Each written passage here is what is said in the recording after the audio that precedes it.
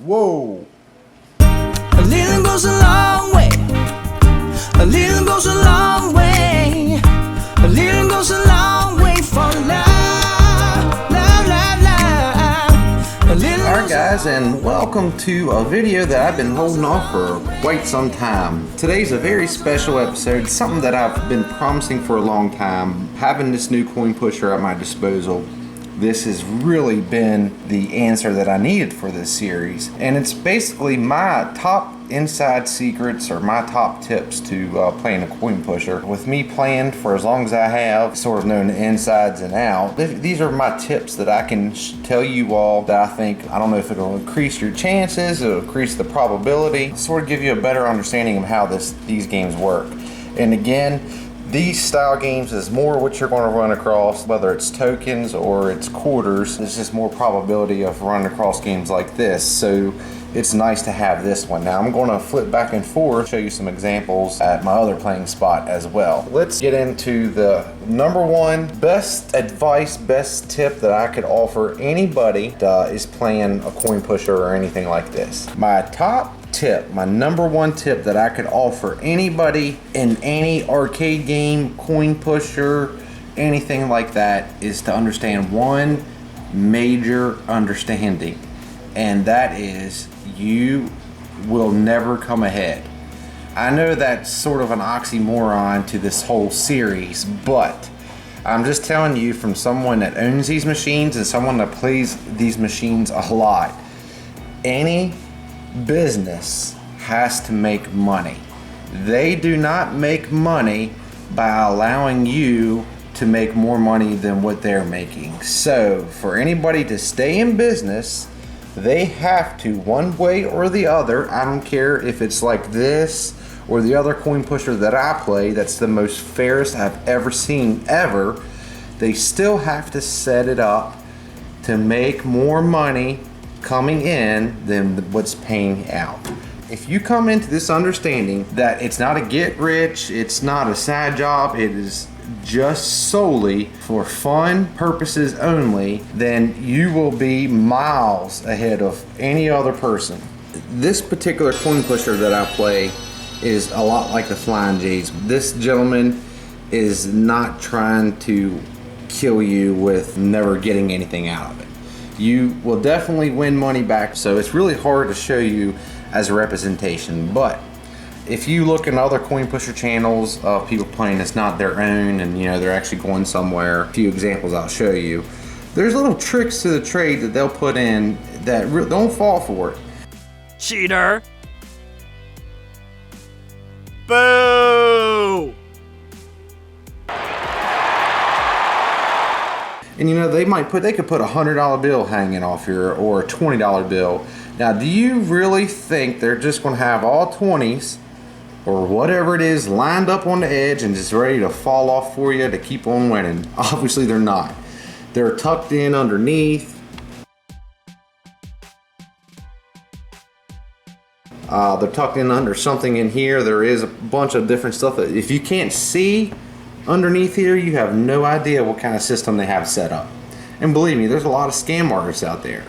So they, it's just like fishing, when you're putting that bait in front of somebody's face. They want you to keep on trying. So if you see something that looks to be too good to be true, chances are it probably is too good to be true. So here's a prime example. I come up here after hours. Pretty much people have played throughout the day, which can work for my benefit or it can go against me. The way it goes against me is a lot of things, some of the major prizes are off. In this particular situation, he kind of set it up a little bit before I got here, so there's a lot of things that are on the edge. I'll use this for an example. Obviously, that's going to be something, because I know it's a minimum of $20 on here. 20 to 500, I think, is what's set up at.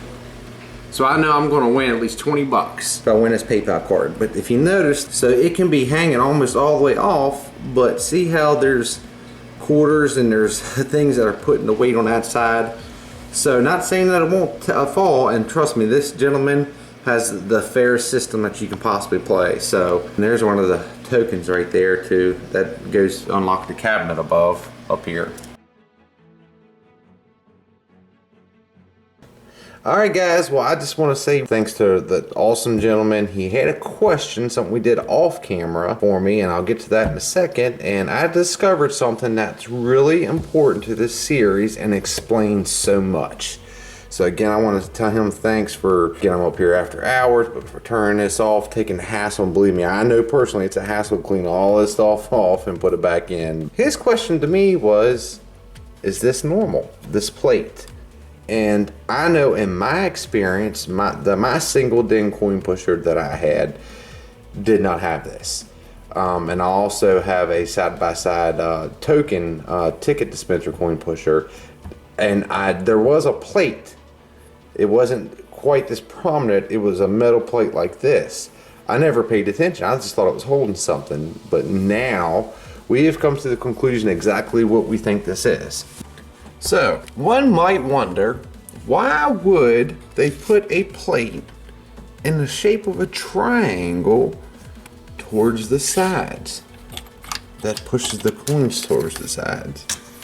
Well, it's pretty easy to see with everything off your why. I cannot emphasize this enough. This is the fairest setup outside of Flying J's. This is the fairest setup I've ever seen.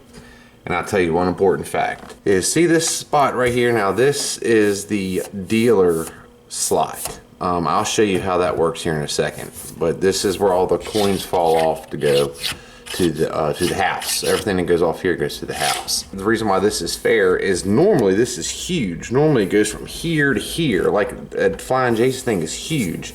This is a real small spot. It's like on both sides, so that's pretty fair. Why would you want it to veer off, and when coins fall down here in the middle or whatever, it's pushing them off to the sides? Well, obviously, check. Why wouldn't you? Because it's pushing it. It's helping guiding it right into the house profit, and it's keeping away from pushing here in the middle. And I have noticed on this coin pusher that stuff that's here in the middle is really hard to fall. Well, no wonder. Now, you might be saying, well, coins can get about this high. Yeah, it can. You're exactly right. Coins can keep on going. They could be, they could be up to an inch, 2 inches high off of there. But I'm going to show this point right now. I'm going to cut some different footage and show you that when coins fall, although you might be seeing the top move a little bit, the bottom layer is what's actually pushing, and it won't do much of anything until it gets to the bottom layer.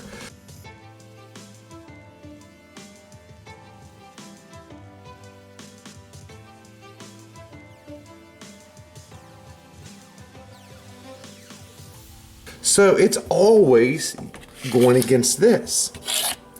It's always using this. It's always using this guide system, which is just big enough. See, it's just big enough to guide these coins.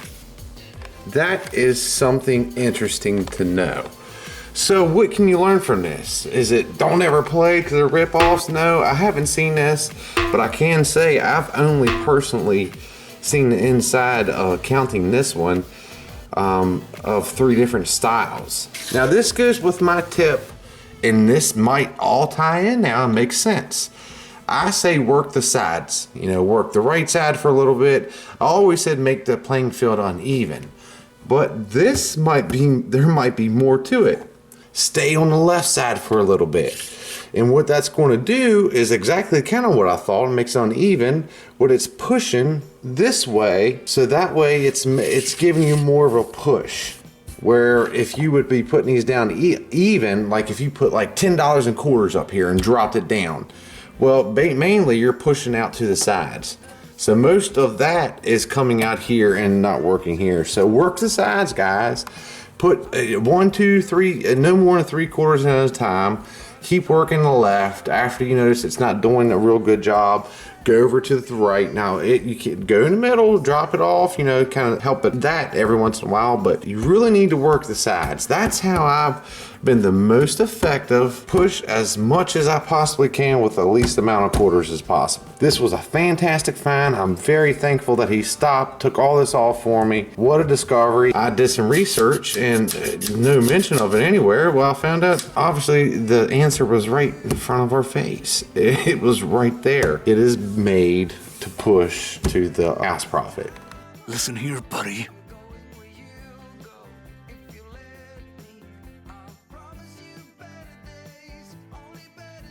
Or most of the time there's thin spots in the metal or whatever on here, so you'll notice that it bounces in certain spots.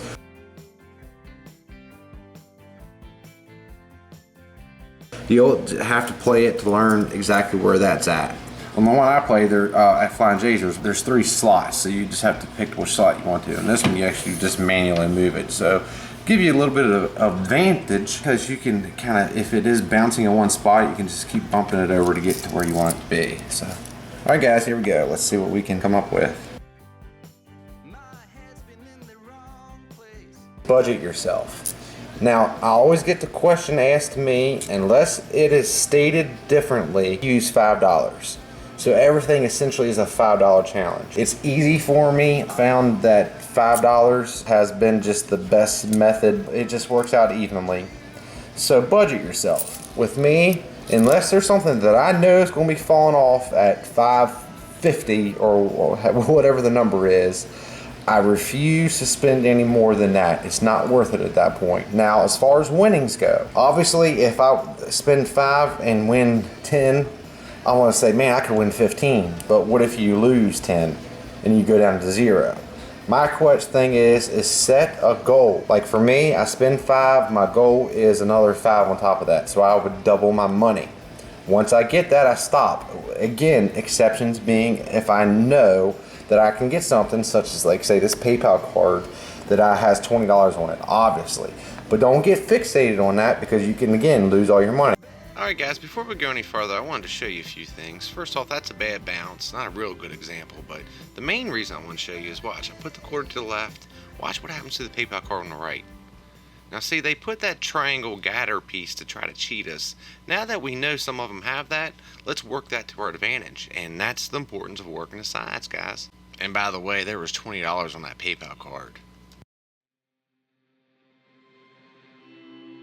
Well guys, thank you so much for watching tonight's video. I truly hope you enjoyed it. I had a lot of fun putting it together. I really wanted to put out some advice and tips out there that I knew would help you out the next time you're at the coin pusher, and I hope I was able to do that.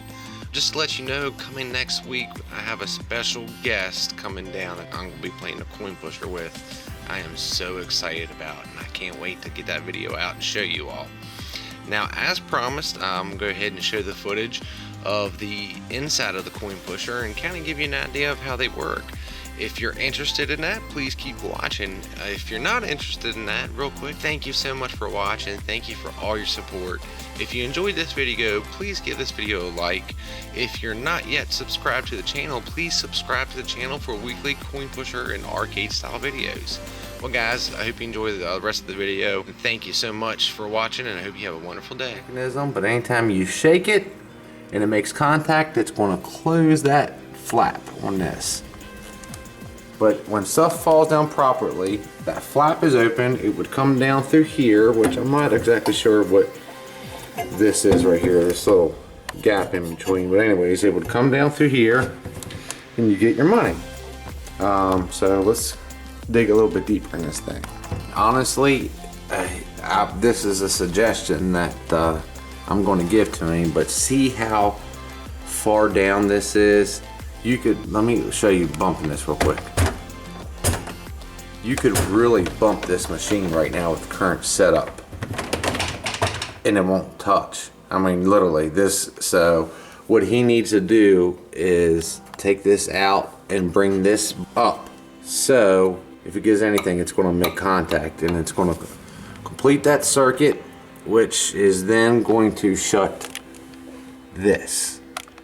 So that's a suggestion that I noticed first thing, that most people have that changed, but someone could come in here and really just shake the crap out of this thing and they could have probably got away with it. This right here actually goes inside here, and if you know, these are actually PVC pipes, and one pipe's there, one pipe's there. So every time the dealer gets money, they go down through here and they fall into here. This is where he collects his money at. I think I showed you all mine before. It's a little bit different setup. There's the buzzer to let everyone know. There's a counter. Let's see how many coins have. Whoa, that's a lot of coins down through there. Higher supply. Oh, there we go. Check this out. See? Now when normal play, this would be open and would go down through here. Somebody shakes the machine, that makes contact, it will shut and all the money will fall back, which will go down into there, which would go into here. So I showed you all that before, but that's pretty much essentially the setup. All right, now let's see if I can, there we go. Shot of, that's the two side pieces that come out for the dealer. So that's how he makes his money. Or just under normal play.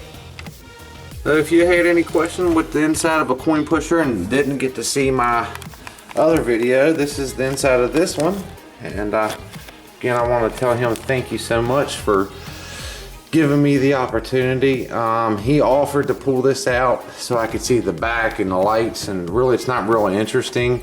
And it's kind of a lot of work for him. So if you want to see that, you want to see a more in-depth video, let me know. Leave me a comment below and maybe we can do that next time. Plus with the coin pusher build off, we're literally going to be diving into all of it. Alright guys, I'm not an electrician, but I think I'm going to come in here and tie up some wires for him and fix that. This might be a fire hazard. So, but anyways guys, so there we go.